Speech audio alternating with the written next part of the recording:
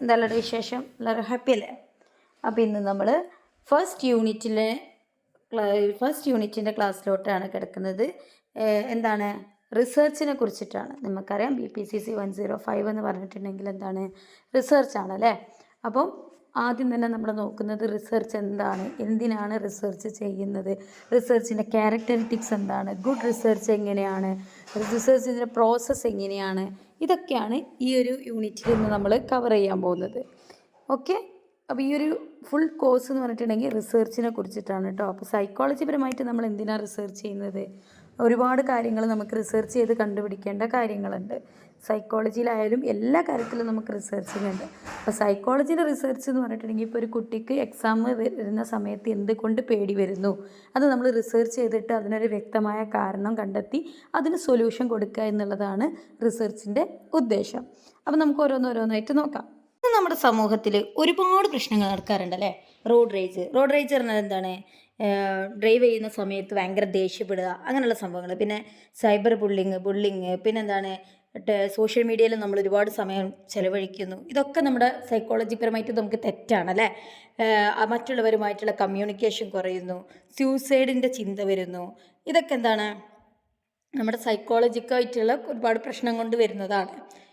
അപ്പോൾ ഈ problems solve ചെയ്യാൻ നമ്മൾ എന്ത് ചെയ്യണം? ആദ്യം റിസർച്ച് ചെയ്തിട്ട് അതിൻ്റെ കാരണം എന്താണെന്നും എന്തുകൊണ്ടാണ് അത് സംഭവിക്കുന്നതെന്നും എന്താണ് അതിലേക്ക് കൊണ്ടുവരുന്ന ഫാക്ടർ എന്നും എങ്ങനെ അതിൽ നിന്നും പ്രിവെൻറ്റ് ചെയ്ത് നമുക്ക് ട്രീറ്റ് ചെയ്യാമെന്നും അങ്ങനെയുള്ള കാര്യങ്ങളൊക്കെ നമ്മൾ എങ്ങനെ എങ്ങനെ മനസ്സിലാക്കുക? റിസർച്ച് ചെയ്തിട്ടാണ് മനസ്സിലാക്കുക അല്ലേ. അപ്പോൾ എന്താണ് സൈക്കോളജിക്കൽ റിസർച്ച് എന്ന് പറഞ്ഞിട്ടുണ്ടെങ്കിൽ എന്താണ് അതിൻ്റെ ഗോള്, എന്താണ് അതിൻ്റെ പ്രിൻസിപ്പിൾ, എന്താണ് അതിൻ്റെ എത്തിക് റൂൾസ്, ഇതൊക്കെയാണ് നമ്മൾ ഇന്ന് നോക്കാൻ പോകുന്നത്. 2 തരത്തിലുള്ള മെത്തേഡ്സ് ഉണ്ട്, ഡിഡക്റ്റീവും ഇൻഡക്റ്റീവും. എന്താണ് കൺസ്ട്രക്റ്റ് വേരിയബിൾ, എന്താണ് ഓപ്പറേഷണൽ ഡെഫിനിഷൻസ്, ഇതൊക്കെ നമ്മളിവിടെ നോക്കാൻ പോവാണ്. നമുക്ക് ഡെഫിനിഷൻസും goals of principles of psychological റിസർച്ചും നോക്കാം. എന്താ റിസർച്ച് എന്ന് പറഞ്ഞാൽ? സിമ്പിൾ വേർഡിൽ പറയുകയാണെങ്കിൽ റിസർച്ച് എന്ന് പറഞ്ഞിട്ടുണ്ടെങ്കിൽ finding new information or solving A problem using A proper process. ഒരു ശരിയായ പ്രോസസ്സ് യൂസ് ചെയ്തിട്ട് ഒരു ന്യൂ ഇൻഫോർമേഷൻ, പുതിയ ഒരു വിവരം കണ്ടെത്തുക, അല്ലെങ്കിൽ ഒരു പ്രോബ്ലം സോൾവ് ചെയ്യുക എന്നതാണ് റിസർച്ച് എന്നതിൻ്റെ സിമ്പിളായിട്ടുള്ള ഡെഫിനിഷൻ എന്ന് പറയാം. ഇപ്പോൾ കെർലൈംഗർ 1995 പറഞ്ഞു അതൊരു systematic control and critical investigation ആണെന്ന്. സിസ്റ്റമാറ്റിക്കായിട്ട് കൺട്രോൾ ചെയ്യാനുള്ള ഒരു ക്രിട്ടിക്കലായിട്ടുള്ള ഇൻവെസ്റ്റിഗേഷൻ ആണെന്നാണ് കെർലിംഗർ 1995 പറഞ്ഞത്. ബേൺ 2000 പറഞ്ഞ way to answer a problem, ഒരു പ്രോബ്ലത്തിന് ഉത്തരം കണ്ടെത്തുന്ന വഴിയാണ് റിസർച്ച് എന്നാണ് ബേൺ 2000 പറഞ്ഞിട്ടുള്ളത്. ബെസ്റ്റൻ കെൻ 1990 പറഞ്ഞത് എന്താണ്? റെക്കോർഡിങ്ങും അനലൈസിങ്ങും ഒബ്സർവേഷനുമാണ് ഒരു ജനറൽ റൂൾ ഓഫ് തിയറി ഉണ്ടാക്കുന്നതെന്നാണ് അവർ പറഞ്ഞത്. ക്ലിയർ ആണോ? അപ്പോൾ ഈ 3 ഡെഫിനിഷൻസ് ഒന്ന് ബൈ ഹാർട്ട് ചെയ്ത് വെക്കുക കേട്ടോ. അപ്പോൾ റിസർച്ചിൻ്റെ മെയിനായിട്ടുള്ള ഫ്യൂച്ചേഴ്സ് ഏതൊക്കെയാണ്? 1, സിസ്റ്റമാറ്റിക് ആയിരിക്കണം. അതായത് കറക്റ്റായിട്ടുള്ള സ്റ്റെപ്സും റൂൾസും റെഗുലേഷൻസും ഫോളോ ചെയ്തിട്ട് മാത്രമേ റിസർച്ച് ചെയ്യാൻ പാടുള്ളൂ. അതിനെയാണ് നമ്മൾ സിസ്റ്റമാറ്റിക് എന്ന് പറയുന്നത്. ഇപ്പോൾ റെസിപ്പി ഉണ്ടാക്കുകയാണെങ്കിൽ നമ്മളെന്താണ്, കറക്റ്റ് ഡിഷ് പ്രോപ്പർ ആവണമെങ്കിൽ കറക്റ്റ് സ്റ്റെപ്പിൽ ചെയ്യണ്ടേ, അതുപോലെ കറക്റ്റ് സ്റ്റെപ്പിൽ ചെയ്യണം. ആദ്യം തന്നെ പോയിട്ട് വെള്ളം വറന്നിട്ട് അതിലേക്ക് കൊണ്ടുപോയിട്ട് ഉള്ളിയും തക്കാളി ഇട്ടിട്ടുണ്ടെങ്കിൽ മീൻകറി രസം ഉണ്ടാവുമോ? ഇല്ല. നമ്മൾ ആദ്യം വെളിച്ചെണ്ണ ഒഴിച്ച് ഒരു പ്രോപ്പറായിട്ട് ഇടണമെങ്കിൽ മാത്രമേ അത് അതിൻ്റെ കറക്റ്റ് പ്രോപ്പറിൽ വരുള്ളൂ. ഇപ്പോൾ ബിരിയാണിക്കൊക്കെ ആണെങ്കിൽ നമ്മൾ ചിക്കൻ ഇട്ടിട്ട് അതിൻ്റെ മേലെ ചോറിട്ട് കൊടുത്താൽ ബിരിയാണി ആവുമോ? ഇല്ല.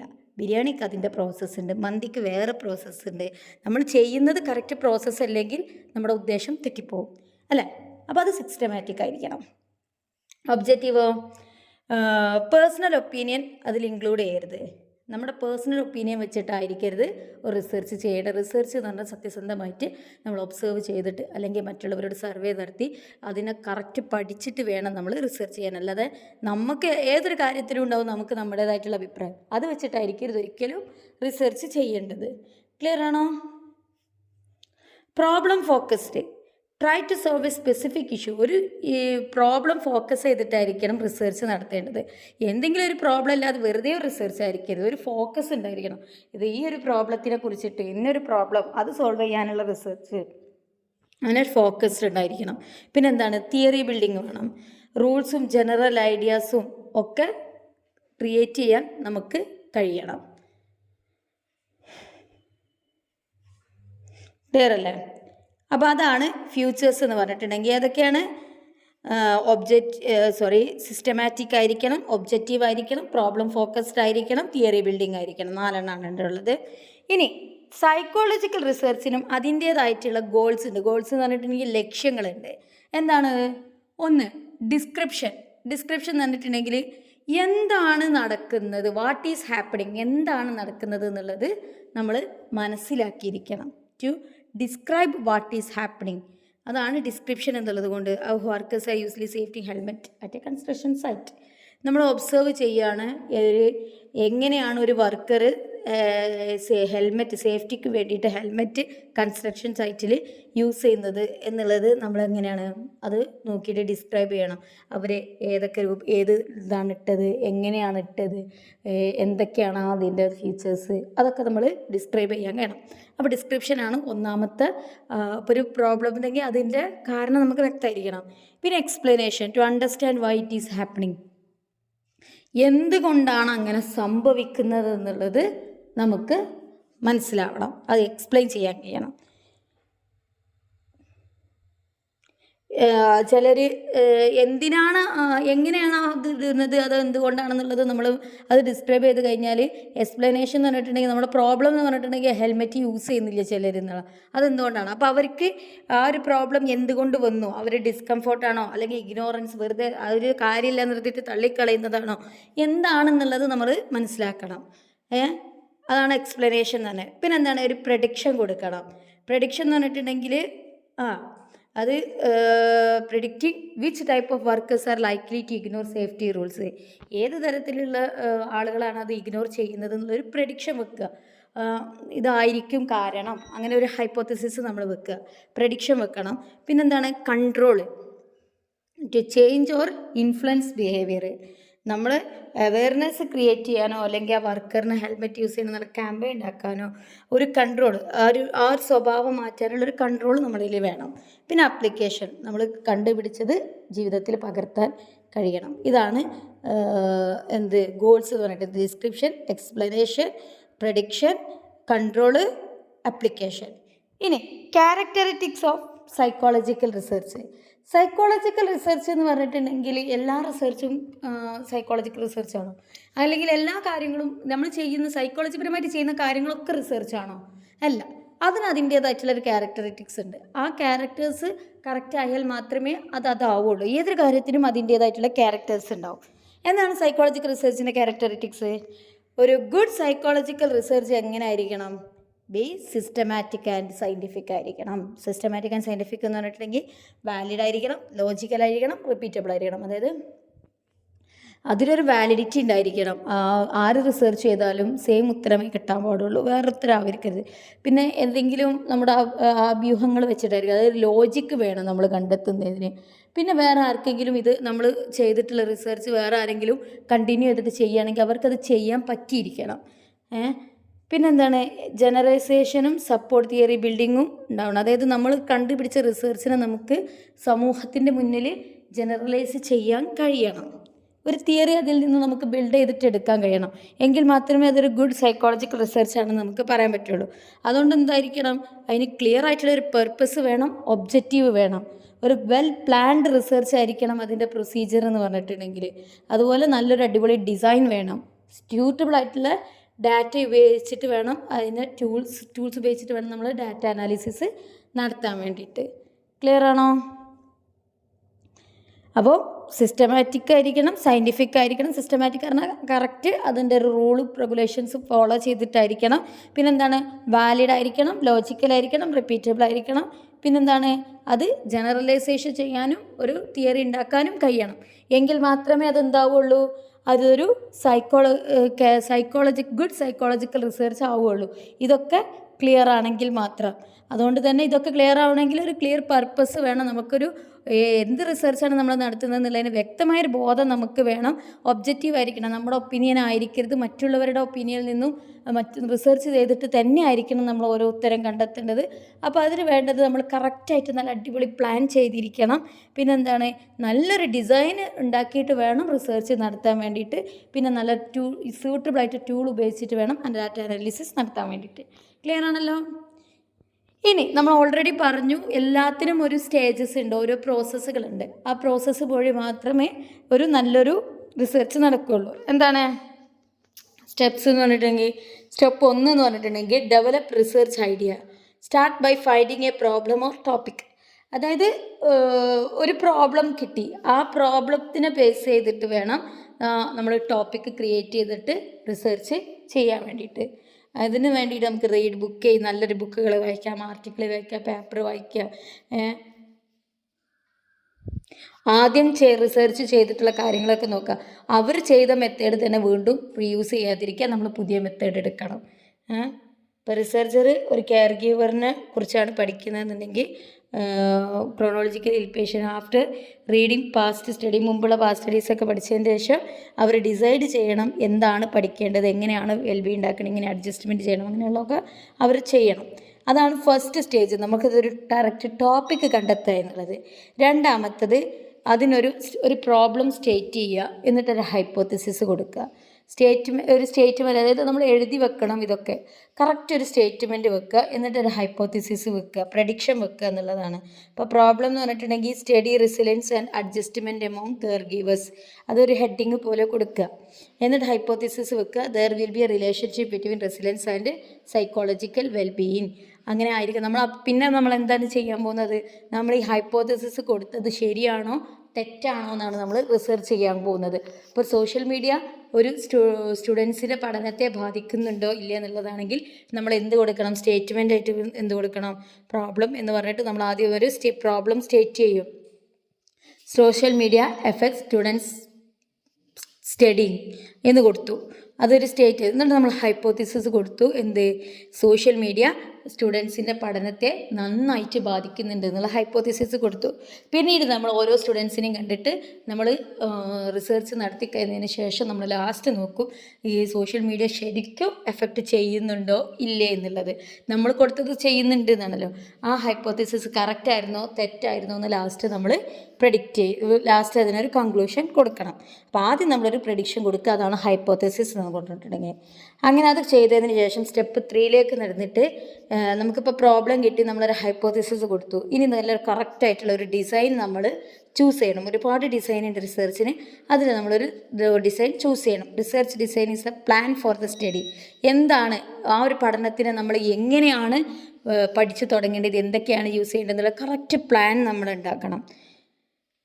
കോറിലേഷനാണോ എക്സ്പെരിമെൻ്റലാണോ, എങ്ങനെ എക്സ്പെരിമെൻ്റായിട്ട് പഠിക്കണം, കോറിലേഷനായിട്ട് പഠിക്കണം, അങ്ങനെ ഏതിലാണ് നമ്മൾ പഠിക്കേണ്ടതെന്നുള്ള കറക്റ്റ് ഒരു പ്ലാൻ നമ്മൾ തയ്യാറാക്കണം. അതിനുശേഷം നമ്മൾ പ്ലാൻ തയ്യാറാക്കിയതിന് ശേഷം നമുക്കൊരു ടാർഗറ്റ് വെച്ചിട്ട് ആളെ നമ്മൾ പോപ്പുലേഷൻ ആണോ അല്ലെങ്കിൽ സാമ്പിളാണോ എടുക്കേണ്ടത്, ആരെങ്കിലാണോ നമ്മൾ പഠിക്കേണ്ടത്, അവരിൽ നിന്ന് നമ്മൾ എന്ത് ചെയ്യണം, ഡാറ്റ കളക്ട് ചെയ്യണം. അതിന് നമുക്ക് സാമ്പിൾ ടെക്നിക്ക് യൂസ് ചെയ്യാം. ഡാറ്റ കളക്ഷൻ ഒരുപാട് ടൂൾസുകളുണ്ട്, അത് വെച്ചിട്ട് നമ്മൾ എന്ത് ചെയ്യുക, ഒരു ഡാറ്റ കളക്ഷൻ നടത്തുക. സാമ്പിളിംഗ് ടെക്നിക്സ് എന്ന് പറഞ്ഞിട്ടുണ്ടെങ്കിൽ അതാണ് പ്രൊബാബിലിറ്റി സാമ്പിളിംഗ് ഉണ്ട്, നോൺ പ്രൊബാബിലിറ്റി സാമ്പിളിംഗ് ഉണ്ട്. പ്രൊബാബിലിറ്റി സാമ്പിളിംഗ് എന്ന് പറഞ്ഞിട്ടുണ്ടെങ്കിൽ എന്താണ്, റാൻഡം സെലക്ഷൻ ആയിരിക്കും. അതായത് കുറേ ഓപ്ഷൻസ് ഉണ്ടെങ്കിൽ അതിൽ നിന്ന് നമുക്ക് ഇഷ്ടപ്പെട്ട ഒന്ന് നമ്മൾ ലോട്ടറി ടിക്കറ്റ് എടുക്കുന്ന പോലെ ഒന്ന് അതിൽ നിന്ന് എടുക്കുക, അതിനെയാണ് റാൻഡം സെലക്ഷൻ എന്ന് പറയുന്നത്. എല്ലാവർക്കും അപ്പോൾ ഈക്വൽ ചാൻസ് ആയിരിക്കും, ആർക്കാണോ ഭാഗ്യം ഊർക്ക് കിട്ടുന്നറിയില്ല, അതുപോലെ അതാണ് പ്രൊബാബിലിറ്റി സാമ്പിളിംഗ് എന്ന് പറയുന്നത്. നോൺ പ്രൊബാബിലിറ്റി സാമ്പിളിംഗ് എന്ന് പറയുമ്പോൾ എങ്ങനെയായിരിക്കും, നമ്മുടെ കൺവീനിയൻസ് അനുസരിച്ച് അല്ലെങ്കിൽ ജഡ്ജ്മെൻറ്റ്. ഇപ്പം എല്ലാ ഇതും എനിക്ക് സാധിക്കില്ല, അപ്പോൾ എനിക്ക് റിസർച്ച് ചെയ്യാൻ പറ്റിയ എൻ്റെ തൊട്ടടുത്ത സ്കൂളിലുള്ള കുട്ടികൾ അല്ലെങ്കിൽ എൻ്റെ അയൽവശത്തിൽ എൻ്റെ കുടുംബത്തിലെ അങ്ങനെ ഏതെങ്കിലും ഒന്ന് ഞാൻ എൻ്റെ ഇഷ്ടത്തിൽ തിരഞ്ഞെടുക്കുകയാണെങ്കിൽ അതാണ് നോൺ പ്രൊബാബിലിറ്റി സാമ്പിളിംഗ് എന്ന് പറഞ്ഞിട്ടുണ്ടെങ്കിൽ. ക്ലിയർ ആണോ? ഇനി ടൂൾസ് എന്ന് പറയുന്നത് പല തരത്തിലുള്ള ടൂൾസ് ഉണ്ട്. ഏതൊക്കെയാണ്? ഇൻ്റർവ്യൂയിലൂടെ സെലക്ട് ചെയ്യാം, ഒബ്സർവേഷനിലൂടെ സെലക്ട് ചെയ്യാം, സൈക്കോളജിക്കൽ ടെസ്റ്റിലൂടെ ഇതാക്കാം. അങ്ങനെ ഏതെങ്കിലും ഒരു ടൂള് നമ്മൾ സെലക്ട് ചെയ്യണം. ഒന്നുകിൽ നമുക്ക് കുട്ടികളെ വെച്ച് ഇൻ്റർവ്യൂ ചെയ്തിട്ട് നമ്മൾ ചോദ്യം ചോദിച്ചിട്ട് ആ രീതിയിൽ നമുക്ക് എടുക്കാം, അല്ലെങ്കിൽ ആ കുട്ടികളെ വാച്ച് ചെയ്തിട്ട്, അതാണ് ഒബ്സർവേഷൻ എന്ന് പറയുന്നത്. അല്ലെങ്കിൽ ഒരു അസസ്മെൻറ്റുകളുണ്ട്, സൈക്കോളജിക്കൽ ടെസ്റ്റുകൾ, ഒരുപാട് ടെസ്റ്റുകളുണ്ട്. അതിലേതെങ്കിലുമൊക്കെ യൂസ് ചെയ്തിട്ട് നമുക്ക് എന്ത് ചെയ്യാം, ഡാറ്റ കളക്ട് ചെയ്യാം. അപ്പോൾ ആദ്യം നമ്മൾ പ്രൊബാബിലിറ്റി ആണോ നോൺ പ്രൊബാബിലിറ്റി ആണോ എന്ന് സാമ്പിൾ ഏതാണെന്നുള്ളത് തീരുമാനിക്കുക. അതിനുശേഷം നമുക്ക് അപ്രോപ്രിയേറ്റ് ആയിട്ടുള്ളൊരു ടൂളും സെലക്ട് ചെയ്യുക. അതിനുശേഷം നമ്മൾ അവരിൽ നിന്ന് ഡാറ്റ കളക്ട് ചെയ്തതിന് ശേഷം ഡാറ്റ എന്ത് ചെയ്യണം, അനലൈസ് ചെയ്യണം. നമ്മൾ കളക്ട് ചെയ്ത ഡാറ്റകളൊക്കെ കറക്റ്റാണോ, ഒക്കെ അത് ചിലപ്പോൾ ക്വാളിറ്റേറ്റീവ് ആവാം. ക്വാളിറ്റേറ്റീവ് എന്ന് പറഞ്ഞിട്ടുണ്ടെങ്കിൽ ടെക്സ്റ്റ് പരമായിട്ടോ അല്ലെങ്കിൽ നമ്മൾ ഇൻ്റർവ്യൂ ചെയ്തെടുത്തതൊക്കെ ആണെങ്കിൽ ക്വാളിറ്റേറ്റീവ് ആണ്. ക്വാണ്ടിറ്റേറ്റീവ് എന്ന് പറഞ്ഞിട്ടുണ്ടെങ്കിൽ നമ്പർ രൂപത്തിലൊക്കെയാണ് നമുക്ക് കിട്ടിയതെന്നുണ്ടെങ്കിൽ അത് ക്വാളിറ്റേറ്റീവ് ആണ്. അപ്പോൾ ഏതെങ്കിലും രൂപത്തിലായിരിക്കും നമുക്ക് കിട്ടുക. അപ്പോൾ നമുക്കത് SPSS എന്ന് പറഞ്ഞിട്ടുള്ള സോഫ്റ്റ്വെയർ ഉണ്ട്, അത് വെച്ചിട്ട് അനലൈസ് ചെയ്യാൻ പറ്റും. അത് ടാലിഡ് ആയിട്ടോ നമ്മൾ 3rd ഇയറിലോട്ട് കിടക്കുമ്പോൾ ഇനി നമുക്ക് ഡിസാർട്ടേഷൻ എന്ന് പറഞ്ഞൊരു സംഭവമുണ്ട്, അതിൽ ഈ SPSS ഒക്കെ നമുക്ക് യൂസ് ചെയ്യാനുള്ളതാണ് കേട്ടോ. പിന്നെ സ്റ്റെപ്പ് 6 എന്ന് പറയുമ്പോൾ കൺക്ലൂഷനും ജനറലൈസേഷനും. നമ്മൾ കണ്ടുപിടിച്ചത് നമ്മൾ അനലൈസ് ചെയ്തതിന് ശേഷം ഒരു കൺക്ലൂഷൻ കൊടുക്കാം. ആ കൺക്ലൂഷനിലാണ് നമ്മൾ മുമ്പ് ഹൈപ്പോത്തിസിസ് ചെയ്തത് ശരിയാണോ തെറ്റാണോ എന്ന് പറയാം. അതെ, സോഷ്യൽ മീഡിയ കുട്ടികളെ പഠനത്തെ ബാധിക്കുന്നുണ്ട്. അവർ നല്ലോണം കുറേ സമയം അതിൽ ചെലവഴിക്കുന്നതുകൊണ്ട് അവരുടെ മൈൻഡ് മുഴുവൻ ഇതായിരിക്കില്ല കേട്ടോ. അത് ഞാൻ എൻ്റെ രീതിയിൽ നിന്ന് എടുത്ത് പറയണേ. അങ്ങനെയുള്ളൊരു കൺക്ലൂഷൻ കൊടുക്കുക, എന്നിട്ട് ജനറലൈസേഷൻ സൊസൈറ്റിയിലേക്ക് ആ ഒരു ഇത് നമ്മൾ സമൂഹത്തിലേക്ക് വിളിച്ചു കൊടുക്കും. ഇതിനെയാണ് ജനറലൈസേഷൻ എന്ന് പറഞ്ഞിട്ടുണ്ടെങ്കിൽ. ക്ലിയർ ആണോ? എന്തെങ്കിലും ഡൗട്ടുണ്ടോ? എന്തെങ്കിലും ഡൗട്ട് ഉണ്ടെങ്കിൽ ചോദിക്കാം കേട്ടോ. അപ്പോൾ ഇനി അടുത്ത് നമുക്ക് ethical issues in psychological research എന്താണെന്ന് നോക്കാം. എല്ലാ കാര്യത്തിനും എത്തിക്സ് ഉണ്ട്. ഇപ്പോൾ റിസർച്ചിനും വേണം അതിൻ്റേതായിട്ടുള്ള എത്തിക്സ്. എത്തിക്സ് എല്ലാവരും പാലിച്ചോളണമെന്നൊന്നുമില്ല. പക്ഷേ എത്തിക്സ് പാലിച്ചിട്ടില്ലെങ്കിൽ എന്താണ്, നമ്മുടെ റിസർച്ചോ അതൊന്നും നമുക്ക് വിശ്വസനീയമാണെന്ന് പറയാൻ പറ്റില്ല. അപ്പോൾ നമ്മൾ കറക്റ്റ് എത്തിക്സ് വേണം നമ്മൾ ഇതാക്കാൻ വേണ്ടിയിട്ട്. അപ്പോൾ എന്താണ് ethics? Psychology research often involve human and animal, so it is important to treat them respectfully. അതുകൊണ്ട് തന്നെ എന്താണ്, സൈക്കോളജിക്കൽ റിസർച്ചിൽ മനുഷ്യന്മാരും മൃഗങ്ങളും ഉണ്ട്. അതുകൊണ്ട് എന്താണ്, നമ്മൾ അവരെ റെസ്പെക്റ്റ്ഫുള്ളായിട്ട് ട്രീറ്റ് ചെയ്യലും എത്തിക്കൽ റൂള് വെച്ചിട്ട് അവരെ പ്രൊട്ടക്റ്റ് ചെയ്യലും നിർബന്ധമാണ്. അപ്പോൾ famous studies that raised ethical questions, famous ആയിട്ടുള്ള പഠനങ്ങളിൽ എത്തിക്കൽ ക്വസ്റ്റ്യൻ റൈസ് ചെയ്തത് ഏതൊക്കെയാണ്? Let us look at some famous studies that did not follow proper ethics. Proper ethics പാലിക്കാത്ത കുറച്ച് സ്റ്റഡീസിനെ കുറിച്ച് ഇതിൽ പറയുന്നുണ്ട്. ഏതൊക്കെയാണ്? ജോൺ വാട്സൻ്റെ ആൽബർട്ട് വെച്ചിട്ട് എക്സ്പെരിമെൻ്റ് ഓൺ ആൽബർട്ടിൽ അതിന് എത്തിക്സ് പാലിച്ചിട്ടുണ്ടായിരുന്നില്ല. എന്തായിരുന്നു ടെസ്റ്റ്? ഇമോഷൻസിൽ പഠിക്കുക എന്നുള്ള എയിമോട് കൂടെ ആൽബർട്ടിനെ വെച്ചിട്ട് ജോൺ വാട്സൺ നടത്തിയിട്ടുള്ളൊരു എക്സ്പെരിമെൻ്റ് ആയിരുന്നു. എന്തായിരുന്നു? ആൽബർട്ട് എന്നുള്ളൊരു കുട്ടിയെ വൈറ്റ് റാറ്റിനെ വെച്ചിട്ട് പേടിപ്പിച്ചു അല്ലേ, സൗണ്ട് വെച്ച് കൊടുത്തിട്ട് ലൗഡ് വോയിസ് വെച്ചിട്ട്. എലിനെ ആദ്യം കണ്ടപ്പോൾ കുട്ടി എലിനെ പേടിച്ചില്ല, പിന്നീട് സൗണ്ടും കൂടെ വന്നപ്പോൾ പേടിച്ചു. പിന്നീട് ആ കുട്ടിക്ക് എന്ത് കണ്ടാലും പേടി എന്നുള്ള രൂപത്തിൽ മാറി കുട്ടി. അതൊരു എത്തിക്കൽ പ്രോബ്ലം ഉള്ള റിസർച്ച് ആയിരുന്നു. അതിലെന്തായിരുന്നു? No permission was taken from Albert's mothers and the experiment caused fear in the child. കുട്ടിയുടെ ഉമ്മയുടെ അടുത്ത് നിന്നും എക്സ്പെരിമെൻ്റ് ചെയ്യാനുള്ള സമ്മതം വാങ്ങിച്ചിട്ടും ഉണ്ടായിരുന്നില്ല. ആ കുട്ടിക്ക് പിന്നീട് എല്ലാത്തിനോടും പേടി എന്നുള്ളൊരു വികാരം വരികയും ചെയ്തു. അപ്പോൾ അതൊരു എത്തിക്സിന് എതിരുള്ള റിസർച്ചായിരുന്നു. രണ്ടാമത്തത് സ്റ്റാൻഫോർഡ് പ്രിസൻ്റെ സിംബാർഡോ എക്സ്പെരിമെൻറ്റ്. അതെന്തായിരുന്നു? അതിൽ എഴുമെന്ന് പറഞ്ഞിട്ടുണ്ടെങ്കിൽ how people behave in rules of പ്രിസണറായിട്ടും ജയിലറായിട്ടും ജയിൽവാസിയായിട്ടുള്ള ആളുകളുടെ പ്രതികരണം അറിയാമെന്നുള്ള എയിമിലായിരുന്നു അങ്ങനെ സ്റ്റാൻഫോർഡ് പ്രിസൺ എക്സ്പെരിമെൻ്റ് നടത്തിയത്. അതിൽ ഫേക്ക് പേഴ്സൺസിനെ ക്രിയേറ്റ് ചെയ്തിട്ട് അവരെ ചിലരെ പ്രിസണേഴ്സും ചിലരെ ഗേർഡ്സുമാക്കി മാറ്റി. അതിൽ വന്ന പ്രോബ്ലം എന്താണെന്ന് വെച്ചാൽ ഗേർഡ്സ് അബ്യൂസീവായിട്ട് അവരുടെ അടുത്ത് പെരുമാറിയപ്പോൾ പ്രിസണേഴ്സിന് അത് മെൻ്റലി ഭയങ്കര ബുദ്ധിമുട്ട് വന്നു. അങ്ങനെ അവരെന്ത് ചെയ്തു? അത് പെട്ടെന്ന് തന്നെ നിർത്തിയിലാക്കി. അപ്പോൾ അതിൽ എത്തിക്കൽ കൺസേൺ എന്താണ്? പാർട്ടിസിപ്പൻസിന് മാനസികമായിട്ട് ഭയങ്കര ബുദ്ധിമുട്ട് വന്നു, അവരെ വെൽബീയിങ്ങിനെ അത് എഫക്റ്റ് ചെയ്തു. അതൊരു എത്തിക്കൽ കൺസേൺ ആയിരുന്നു അല്ലേ. ഈ പഠനങ്ങൾ നമുക്ക് കാണിച്ചു തരുന്നത് എത്തിക്കൽ റൂൾസ് റിസർച്ചിൽ പാലിക്കൽ മനുഷ്യന്മാരെ ഹാമായിട്ടുള്ളതിൽ നിന്നും പ്രൊട്ടക്റ്റ് ചെയ്യാൻ വേണ്ടിയിട്ടാണ് എന്നുള്ളതാണ്. ഇതിൻ്റെ ഹിസ്റ്റോറിക്കൽ ബാക്ക്ഗ്രൗണ്ട് എന്ന് പറഞ്ഞിട്ടുണ്ടെങ്കിൽ എന്താണ്? Hippocratic oath 400 BC medical code treat ചെയ്യാൻ പീപ്പിളിനെ എത്തിക്കലി ട്രീറ്റ് ചെയ്യാൻ വേണ്ടി ഒരു medical code Hippocratic oath 400 BC ഇറക്കി. ന്യൂറംബർഗ് കോഡ് ആഫ്റ്റർ രണ്ടാം മഹായുദ്ധത്തിന് ശേഷം when Nazi experiment were exposed, Nazi experiment പുറത്തിറങ്ങിയപ്പം ഈ കോഡ് ക്രിയേറ്റ് ചെയ്തു. It focused on informed consent, asking before research ചെയ്യുന്നതിന് മുമ്പ് ആളുകളുടെ സമ്മതം വാങ്ങണം എന്നുള്ളതും അതുപോലെ തന്നെ പാർട്ടിസിപ്പേഴ്സിനെ ഫോഴ്സ് ചെയ്യാൻ പാടില്ല എന്നുള്ള എത്തിക്സ് നർബർഗ് കോഡിന് ശേഷമാണ്, രണ്ടാം മഹാലോക യുദ്ധത്തിന് ശേഷമാണ് ആ ഒരു എത്തിക്സ് വന്നത്. ഫസ്റ്റത്തെ എത്തിക്കലി വഴക്കടം എന്നുള്ളത് 400 BC ഹിപ്പോക്രാറ്റ് വന്നതാണ്. പിന്നെന്താണ്? തുസ്കിക്ക് സിഫിലിസ്റ്റിൻ്റെ പഠനപ്രകാരം 1930 പൂറായിട്ടുള്ള ആഫ്രിക്കൻ അമേരിക്കൻ ആണുകൾ സിഫിലിസ് അനുഭവിച്ചു. Were not told to about their illness and were denied treatment for their. അവരുടെ അസുഖത്തിനെ കുറിച്ച് അവരോട് ഇൻഫോം ചെയ്തില്ല, എന്നിട്ട് വർഷങ്ങളോളം അവരെ ട്രീറ്റ് ചെയ്തു.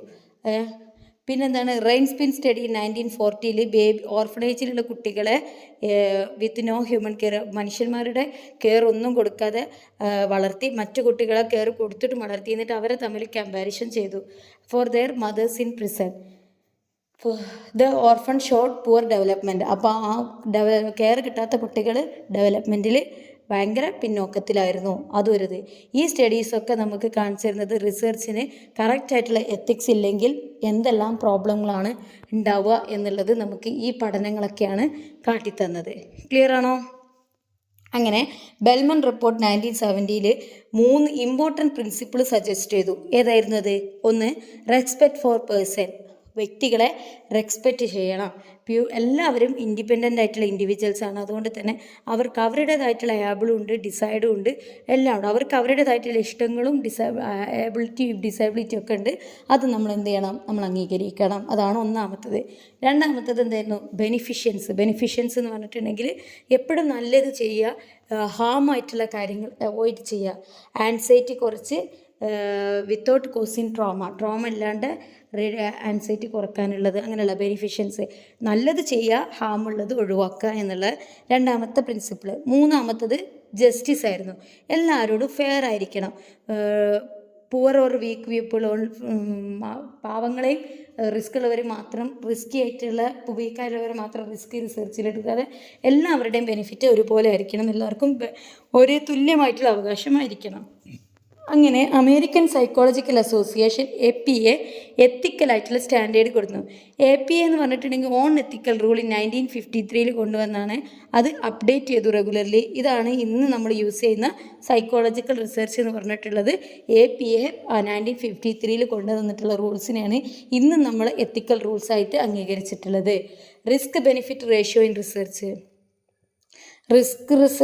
റിസ്ക്കും ബെനിഫിറ്റിൻ്റെയും റേഷ്യോ എന്താണ് റിസർച്ചിൽ എന്നുള്ളതൊക്കെയാണ്. Before starting any research we must check are the benefit more than risk. നമ്മൾ റിസർച്ച് നടത്തുന്നതിന് മുമ്പ് അത് ജനങ്ങൾക്ക് റിസ്ക് ആണോ ഉണ്ടാക്കുന്നത് അല്ലെങ്കിൽ ബെനിഫിറ്റ് ആണോ ഉണ്ടാക്കുന്നത് എന്നുള്ളത് കറക്റ്റ് നമ്മൾ മനസ്സിലായിരിക്കണം. ഇപ്പോൾ റിസ്ക് ആണ് ഹൈ എന്നുണ്ടെങ്കിൽ ബെനിഫിറ്റ് ലോ ആണെന്നുണ്ടെങ്കിൽ റിസർച്ച് നടത്തരുത്. ബെനിഫിറ്റ് കൂടുതലാണ്, റിസ്ക് കുറവാണെങ്കിൽ മാത്രമേ ആ റിസർച്ച് നടത്താൻ പാടുള്ളൂ. ഇപ്പോൾ രണ്ടും കുറവാണെങ്കിൽ റിസർച്ചിനെ കൊണ്ട് ഒരു ഉപകാരമില്ല എന്ന് വേണമെങ്കിൽ പറയാം. ഇപ്പോൾ രണ്ടും ഹൈ ആണെങ്കിൽ നമ്മൾ ആ റിസ്ക് വളരെ കെയർഫുള്ളായിട്ട് മെയിൻറ്റെയിൻ ചെയ്തിട്ട് വേണം ആ റിസർച്ച് നടത്താനായിട്ട്. അത് മാത്രമല്ല വെനറബിൾ ആയിട്ടുള്ള ഗ്രൂപ്പ്സ്, അതായത് ചിൽഡ്രന്, ഡിസേബിൾഡ് പീപ്പിൾ, ഇങ്ങനെയുള്ള ആളുകളുണ്ടല്ലോ, അവരെ നമ്മൾ എക്സ്ട്രാ പ്രൊട്ടക്ഷൻ കൊടുത്തുകൊണ്ട് വേണം റിസർച്ച് നടത്താൻ വേണ്ടിയിട്ട്. എന്തെങ്കിലും ഡൗട്ട് ഉണ്ടെങ്കിൽ ചോദിക്കാം കേട്ടോ. ഇനി ഡിസെപ്ഷൻ്റെ deception means hiding the real purpose of the study from participants. Deception എന്ന് പറഞ്ഞാൽ എന്താണ്? ശരിക്കും നമ്മൾ എന്താണ് റിസർച്ച് കൊണ്ട് ഉദ്ദേശിക്കുന്നത്, എന്താണ് നമ്മൾ പഠനം നടത്തുന്നത് എന്നുള്ളത് പാർട്ടിസിപ്പൻസിൽ നിന്നും മറച്ചു വെക്കുക എന്നുള്ളതാണ് ഡിസെപ്ഷനെ കൊണ്ട് ഉദ്ദേശിക്കുന്നത്. ഇപ്പം നമ്മൾ ഒരു ഫേക്ക് ന്യൂസ് റിയാക്ട് ചെയ്യാൻ വേണ്ടിയിട്ടാണ് നമ്മൾ പഠിക്കുന്നതെന്നുണ്ടെങ്കിൽ നമ്മൾ അവരോട് പറയണില്ല നമ്മൾ ഈ ഒരു ഫേക്ക് ന്യൂസിനെ ബേസ് ചെയ്തിട്ടാണ് നിങ്ങളെ ഈ ടെസ്റ്റ് ചെയ്യുന്നത് എന്നുള്ളത്. അതിന് വേറെ എന്തെങ്കിലും പറയുകയാണെങ്കിൽ അതെന്താണ്? ഡിസെപ്ഷനാണ്. ഡിസെപ്ഷൻ നമ്മൾ ഒഴിവാക്കണം. പക്ഷേ ചില സമയങ്ങളിൽ നമുക്കത് അനിവാര്യമാണ് താനും. അതുകൊണ്ട് തന്നെ അത് ചിലപ്പോൾ സ്ട്രെസ്സ് വരുത്താനോ അല്ലെങ്കിൽ ദേഷ്യം വരുത്താനോ, പാർട്ടിസിപ്പൻസിൽ സ്ട്രെസ്സ് വരുത്താനോ ദേഷ്യം വരുത്താനോ സാധ്യത ഉണ്ട്. അതുകൊണ്ട് അത് നമ്മൾ യൂസ് ചെയ്യുമ്പോൾ റിസർച്ചിനെ ഡീബ്രീഫ് ദ പാർട്ടിസിപ്പേഷന് ശേഷം നമ്മളത് കഴിഞ്ഞതിന് ശേഷം അവരെ ശരിക്കും പറഞ്ഞ് മനസ്സിലാക്കി കൊടുക്കണം. ഡീബ്രീഫിംഗ് എന്ന് പറഞ്ഞിട്ടുണ്ടെങ്കിൽ ഇതാണ് പഠനത്തിന് ശേഷം പാർട്ടിസിപ്പൻസിനോട് സത്യം തുറന്ന് പറഞ്ഞ് അവരുടെ ക്വസ്റ്റ്യൻസിന് അവർക്ക് ഹാം ചെയ്യാത്ത രീതിയിൽ അവരെ എക്സ്പ്ലെയിൻ ചെയ്ത് പറഞ്ഞ് മനസ്സിലാക്കി കൊടുക്കണം. ക്ലിയർ ആണോ? അപ്പോൾ ഇതൊക്കെയാണ് ഇതിൻ്റെ ഇമ്പോർട്ടൻറ്റ് ടേംസ്. ഇനി കുറച്ച് ethical research, major ethical issues എന്താണ് റിസർച്ചിൽ വരുന്നത്? ഒന്ന്, ബെനിഫിഷ്യൻസും നോൺ മാലിഫിഷ്യൻസും. Researcher must help a pupil beneficence and not harm them non maleficence. Researcher എന്തായിരിക്കണം? ആളുകൾക്ക് ബെനിഫിഷ്യൻസ് ആയിരിക്കണം, അതായത് ആളുകളെ ഹെൽപ്പ് ചെയ്യുന്ന റിസർച്ച് ആയിരിക്കണം. മാൽഫങ്ഷൻസ് ആവരുത്, കാരണം എന്താ, അവരെ ഹാം ചെയ്യുന്നതായിരിക്കരുത്. ഇപ്പോൾ test may cos stress, participant should be told about it and their permission must be taken. ഈ ഒരു സ്ട്രെസ്സ് നടത്തിയ ചിലപ്പോൾ സ്ട്രെസ്സ് ഉണ്ടാവാൻ സാധ്യത ഉണ്ട്, അത് പാർട്ടിസിപ്പൻസിനോട് നമ്മൾ തുറന്ന് പറഞ്ഞിരിക്കണം. പിന്നെന്താണ് രണ്ടാമത്തത്, പ്രൈവസി ആൻഡ് കോൺഫിഡൻഷ്യാലിറ്റി. ഒരു പേഴ്സൻ്റെ ഐഡൻറ്റിറ്റിയോ ഡീറ്റെയിൽസോ ഒക്കെ പ്രൊട്ടക്റ്റ് ചെയ്തിരിക്കണം, അതൊരിക്കലും പബ്ലിക് ആക്കാൻ പാടില്ല. ഒരു എംപ്ലോയി പഠനത്തിൽ ഇപ്പോൾ ഈ ഒരു സ്റ്റഡിയിൽ നമ്മളിപ്പോൾ ഭാഗമാകുകയാണെങ്കിൽ ആ കോവർക്കേഴ്സിനെ അറിയരുത് ഈ എംപ്ലോയി ആണ് ഇത് പറഞ്ഞത് എന്നുള്ളത് അറിയാൻ പാടില്ല. അപ്പോൾ നമ്മൾ അതിന് ഒന്നുകിൽ പേര് മാറ്റി എഴുതുക, അല്ലെങ്കിൽ എന്തെങ്കിലും കോഡ്സ് യൂസ് ചെയ്തിട്ട് വേണം റിസർച്ച് ചെയ്യാൻ വേണ്ടിയിട്ട്. മൂന്നാമത്തത് അനോണിമിറ്റി. അനോണിമിറ്റി എന്ന് പറഞ്ഞിട്ടുണ്ടെങ്കിൽ റിസർച്ചറിന് know the participate, even research doesn't know who the participant is. ചില റിസർച്ചിൻ്റെ കേസിൽ റിസർച്ചർക്ക് പോലും അറിയില്ല ആരാണ് പാർട്ടിസിപ്പൻ്റ് എന്നുള്ളത്. ചിലപ്പോൾ നമ്മൾ ഫീഡ്ബാക്ക് ഫോംസ് അങ്ങനത്തെ ഒക്കെ എടുക്കുകയാണെങ്കിൽ ആനിമേഴ്സാണ് യൂസ് ചെയ്യുക. പേഴ്സണെ സ്പീക്ക് ഫ്രീലി, അവർക്ക് സ്വതന്ത്രമായിട്ട് സംസാരിക്കാനുള്ള ഒരു അവസരം ഒരുക്കി കൊടുക്കുക. നമുക്ക് പോലും അറിയരുത് അവരാരെ ഫോൺ കോൾ കൂടി അങ്ങനെയൊക്കെ ചെയ്യാൻ പറ്റുമല്ലോ. പിന്നെന്താണ് ഇൻഫോം കൺസെൻറ്റ്. നമ്മൾ ചെയ്യാൻ പോകുന്ന പാർട്ടിസിപ്പൻസിനോട് നിർബന്ധമായിട്ട് നമ്മൾ എന്താ ചെയ്യണത് എന്നുള്ളവരെ അറിയിച്ചിരിക്കണം. ഇത് ചെയ്താലുണ്ടാവുന്ന കാര്യങ്ങൾ എന്തൊക്കെയാണ്, എന്താണ് റിസർച്ചിനെ കുറിച്ച്, ടൈം എന്താണ്, പ്രോസസ്സ് എന്താണ്, ഇതിലെ ബെനിഫിറ്റ് എന്താണ്, പേയ്മെൻറ്റ് എന്താണ്, ഇതിലെ റിസ്ക് എത്രയാണ്, അവർക്ക് എപ്പോൾ വേണമെങ്കിൽ ഇതിന് ക്വിറ്റ് ചെയ്യാമെന്നുള്ളതും, അവർക്ക് ആരെയും കോൺടാക്റ്റ് ചെയ്യണമെങ്കിൽ അവരുടെ നമ്പറും ഹെൽപ്പും കാര്യങ്ങളൊക്കെ നമ്മൾ ഇൻഫോം ചെയ്തിട്ട് വേണം ഒരു പാർട്ടിസിപ്പൻറ്റിനെ നമ്മൾ റിസർച്ചിന് യൂസ് ചെയ്യാൻ വേണ്ടിയിട്ട്. ഇഫ് ഡിസെപ്ഷൻ യൂസ് ചെയ്യുകയാണെങ്കിൽ എന്താണ്, നമ്മൾ full informed consent is difficult but must be handled carefully. നമുക്ക് മുഴുവൻ പറയാനൊരു സാധ്യത വളരെ പ്രയാസമായിരിക്കും, പക്ഷെ എന്താണ് നമ്മളിത് ചെയ്യുമ്പോൾ വളരെ കെയർഫുള്ളായിരിക്കണം. ക്ലിയർ ആണോ? ഇനി അനിമൽ റിസർച്ച് നടത്തുമ്പോൾ എത്തിക്സ് ഏതൊക്കെയാണ്? Ethical rule apply to animals to we must make sure there is a good reason to use animals. നമ്മൾ ആദ്യം മൃഗങ്ങളെ യൂസ് ചെയ്തിട്ടാണ് ചെയ്യുന്നതെന്നുണ്ടെങ്കിൽ നമ്മൾ ആദ്യം ഉറപ്പ് വരുത്തണം അത് നല്ല കാര്യത്തിന് വേണ്ടിയിട്ടാണെന്ന്. പിന്നെന്താണ്, മൃഗങ്ങൾക്ക് വേദന ഇല്ലാതിരിക്കാനും ഡിസ്കംഫർട്ട് ഇല്ലാതിരിക്കാനും അല്ലെങ്കിൽ അത് കുറക്കാനും നമ്മൾ മാക്സിമം ട്രൈ ചെയ്യണം. പിന്നെന്താണ്, ആനിമൽസിനെ നമ്മൾ കറക്റ്റ് കെയർ ചെയ്ത് പ്രോപ്പറായിട്ട് കെയർ ചെയ്തിട്ട് റിസർച്ച് ചെയ്യാൻ പാടുള്ളൂ. അതുപോലെ തന്നെ അപ്രൂവ്ഡ് ആയിട്ടുള്ള ഗൈഡ് ലൈൻസ് നമ്മൾ നിർബന്ധമായിട്ട് ഫോളോ ചെയ്യും വേണം. ക്ലിയർ ആണോ? ഇനി ethics at every stage of research. എല്ലാ സ്റ്റേജുകളിലും നമ്മൾ എത്തിക്സ് പാലിക്കണം. ടോപ്പിക്ക് ചൂസ് ചെയ്യുമ്പം എത്തിക്സ് എടുക്കണം, പ്ലാൻ ചെയ്യുന്നിടത്ത് എത്തിക്സ് പാലിക്കണം, ഡാറ്റ കളക്ട് ചെയ്യുന്നിടത്ത് എത്തിക്സ് പാലിക്കണം, റിപ്പോർട്ട് എഴുതുന്നിടത്തും നമ്മൾ എത്തിക്സ് പാലിക്കണം. നമ്മൾ പ്ലാഗ്രിംസ്, അതായത് മറ്റുള്ളവരിൽ നിന്ന് കോപ്പി എടുത്ത് എഴുതുന്നതൊക്കെ ഒഴിവാക്കണം. പിന്നെ എപ്പോഴും ക്രെഡിറ്റ് ടു സോഴ്സ് യൂസ്ഡ്. നമ്മൾ ഇത് എടുത്ത ഇൻഫോർമേഷൻ എടുത്താൽ ക്രെഡിറ്റ് ചെയ്യുക, ഏത് സൈറ്റിൽ നിന്നാണെങ്കിൽ സൈറ്റ് ആരെന്നാണ് ആ ഒരു ക്രെഡിറ്റ് നമ്മളവിടെ കറക്റ്റായിട്ട് ഇതിൻ്റെ റിപ്പോർട്ട് എഴുതുമ്പോൾ നമ്മൾ എഴുതി ചേർത്തിരിക്കണം. ക്ലിയർ ആണോ? അപ്പോൾ ഇത്രയും കാര്യങ്ങളാണ് എത്തിക്സ്. അപ്പോൾ എത്തിക്സ് നമ്മൾ കുറേ അധികം കാര്യങ്ങൾ എത്തിക്സിനെ കുറിച്ച് പറഞ്ഞതു, അതുകൊണ്ട് തന്നെ എത്തിക്സ് ഒരു ചില്ലറ കാര്യമല്ല എന്ന് നമുക്ക് വ്യക്തമായി അല്ലേ. അവന് ചെറിയൊരു ഭാഗം കൂടെ നമുക്ക് എടുക്കാനുണ്ട് കേട്ടോ, അതും കൂടി. അടുത്തത് ഡിഡക്റ്റീവ് ആൻഡ് ഇൻഡക്റ്റീവ് മെത്തേഡ്. ഇതൊരു മെയിനായിട്ടുള്ള മേജർ 2 അപ്രോച്ചസാണ്. എന്തിന്? റിസർച്ചിൽ യൂസ് ചെയ്യുന്ന 2 മേജറായിട്ടുള്ള 2 അപ്രോച്ചസാണ്. അതെന്താണെന്ന് നമുക്ക് നോക്കാം. ഡിഡക്റ്റീവ് മെത്തേഡ് എന്ന് പറഞ്ഞിട്ടുണ്ടെങ്കിൽ also called a top down approach. Deductive മെത്തേഡിനെ നമ്മൾ ടോപ്പ് ഡൗൺ അപ്രോച്ച് എന്നും പറയാറുണ്ട്. ഇതെന്തിനു വേണ്ടിയിട്ടാണ്? ഒരു തിയറി ടെസ്റ്റ് ചെയ്യാൻ വേണ്ടിയിട്ടാണ് നമ്മളിത് യൂസ് ചെയ്യുക. എങ്ങനെയത് വർക്ക് ചെയ്യണേ? ഒരു തിയറി വെച്ചിട്ടാണ് നമ്മളിത് സ്റ്റാർട്ട് ചെയ്യുക. Start with a theory. പിന്നെന്താണ്, നമ്മൾ ഒരു തിയറി ടോപ്പ് ഡൗൺ അപ്രോച്ച് എന്ന് പറഞ്ഞിട്ടുണ്ടെങ്കിൽ നമ്മൾ തിയറി ബേസ് ചെയ്തിട്ട് സ്റ്റാർട്ട് ചെയ്യും. ഫസ്റ്റ് ആ ഒരു തിയറിയെ നമ്മൾ എന്ത് ചെയ്യും, ഓൾറെഡി റിസർച്ച് ചെയ്ത് ഒരു തിയറി ആക്കിയ ആ തിയറിയിൽ നിന്നും നമ്മൾ റിസർച്ച് ചെയ്യാൻ തുടങ്ങുകയാണെങ്കിൽ അതാണ് ടോപ്പ് ഡൗൺ. അതായത് ഉയരത്തിൽ നിന്നും താഴത്തിലോട്ട് തുടക്കത്തിലേക്ക് പോകുക എന്നുള്ള അർത്ഥം വരും. അപ്പോൾ നമ്മൾ ആ ഒരു തിയറി സ്റ്റാർട്ട് ചെയ്യും. അതിന് ശേഷം നമ്മളൊരു ഹൈപ്പോത്തിസിസ് ഫോർമേഷൻ ചെയ്യും, ഒരു ഗസ് ചെയ്യും. ഇതാണ് ഇതിൻ്റെ ഫൈനൽ നമ്മൾക്ക് കണ്ടുപിടിക്കാൻ പോകുന്നതിൻ്റെ റിസൾട്ട് ഫൈനൽ ഇതാണെന്നുള്ളതാണ് ഹൈപ്പോത്തിസിസ് എന്ന് പറയുന്നത്. അതിന് ശേഷം ഹൈപ്പോത്തിസിസ് നമ്മൾ test the hypothesis using data. എന്തെങ്കിലും ഡാറ്റ യൂസ് ചെയ്തിട്ട് ആ ഹൈപ്പോത്തിസിസ് നമ്മൾ ടെസ്റ്റ് ചെയ്യും. എന്നിട്ട് നമ്മൾ ഡിസൈഡ് ചെയ്യും ഈ തിയറി തെറ്റാണോ ശരിയാണോ എന്നുള്ളത്. ഇതിനെയാണ് ടോപ്പ് ഡൗൺ അപ്രോച്ച് എന്ന് പറയുന്നത്. ക്ലിയർ ആണോ? ഇത് ഏതാണ്? Deductive method. ഇനി ഇതിലെന്താണ് ചെയ്യണത്? Cause and effect between variables വരുന്ന കാരണവും അതിനെ എഫക്റ്റ് ചെയ്യുന്നതുമാണ് നമ്മളിവിടെ നോക്കുന്നത്. മോസ്റ്റ്ലി യൂസ് ക്വാണ്ടിറ്റേറ്റീവ് ഡാറ്റ, നമ്പേഴ്സും സ്റ്റാറ്റിറ്റിക്സ് ഒക്കെയാണ് ക്വാണ്ടിറ്റേറ്റീവ് ആയിട്ടുള്ളതാണ് ഇവിടെ കൂടുതൽ യൂസ് ചെയ്യുന്നത്.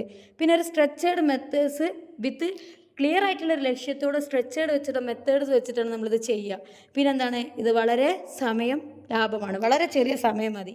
അപ്പോൾ large samples, so result can be generalise. നമ്മൾ ലാർജ് സാമ്പിൾ യൂസ് ചെയ്തിട്ട് റിസൾട്ട് നമുക്ക് ജനറലൈസ് ചെയ്യാൻ പറ്റും. ഇപ്പോൾ ഒരു തിയറി പറയാണ്, സ്ട്രെസ് എഫക്റ്റ് മെമ്മറി എന്നുള്ളൊരു തിയറി ആണെങ്കിൽ സ്ട്രെസ് മെമ്മറിയെ എഫക്റ്റ് ചെയ്യുന്നുണ്ടെന്നുള്ളത് ഓൾറെഡി റിസർച്ച് ചെയ്ത് കണ്ടുപിടിച്ചൊരു തിയറിയാണ്. ആ തിയറി ആണെങ്കിൽ നമ്മൾ എന്ത് ചെയ്യണം, ആ റിസർച്ചർ ഒരു ഹൈപ്പോത്തിസിസ് വെക്കും. Student with high stress will score lower in memory test.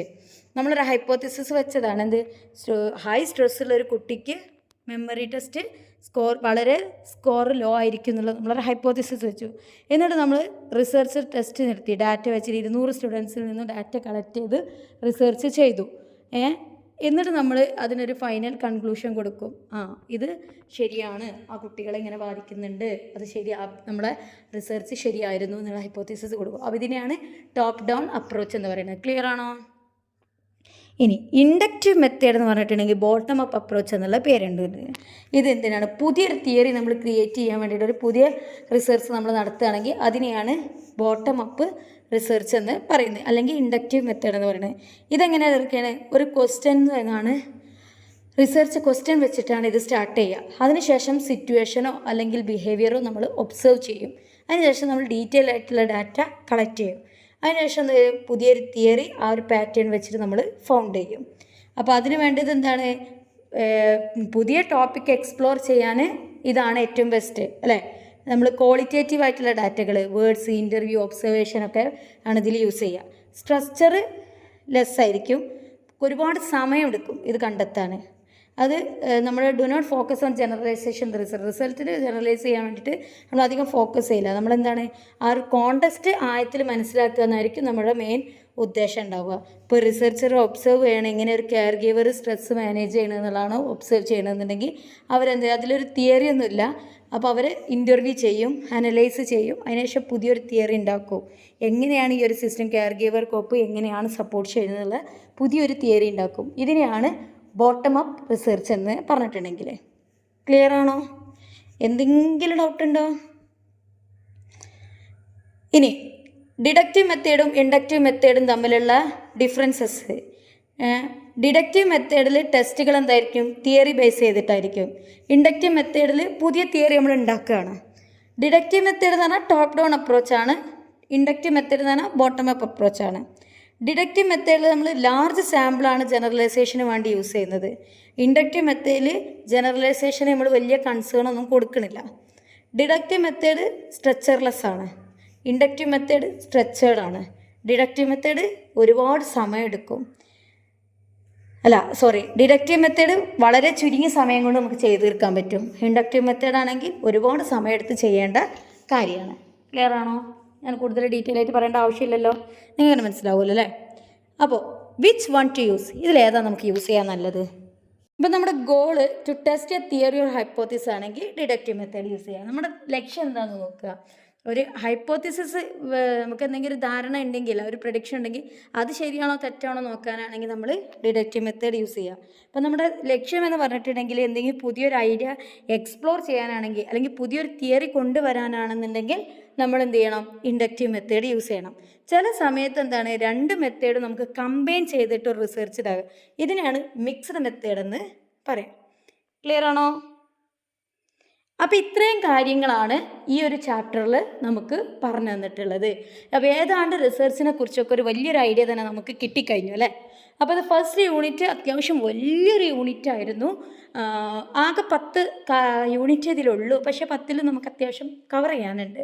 അപ്പം നമ്മൾ നല്ലൊരു പക്ഷേ നമുക്ക് ഇൻട്രസ്റ്റിംഗ് ആണെങ്കിൽ, സൈക്കോളജി എന്നുള്ളൊരു സബ്ജക്റ്റിനോട് നിങ്ങൾക്ക് താല്പര്യം ഉണ്ടെന്നുണ്ടെങ്കിൽ നമുക്കിത് ഇൻട്രസ്റ്റോട് കൂടെ പഠിക്കാൻ പറ്റിയിട്ടുള്ളൊരു ടോപ്പിക്കും സബ്ജക്റ്റും ഒക്കെയാണ് കേട്ടോ.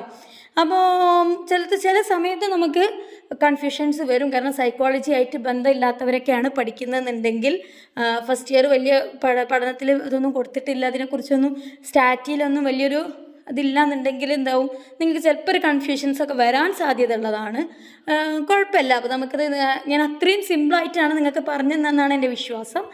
നിങ്ങൾക്ക് മനസ്സിലായിട്ടുണ്ടാവും എന്ന് വിചാരിക്കുന്നു. നിങ്ങൾ ജസ്റ്റ് ഒന്ന് കമൻറ്റ് ചെയ്യണം കേട്ടോ, നിങ്ങൾക്ക് മനസ്സിലായോ ഇല്ലേ എന്നൊക്കെ ഉള്ളത്.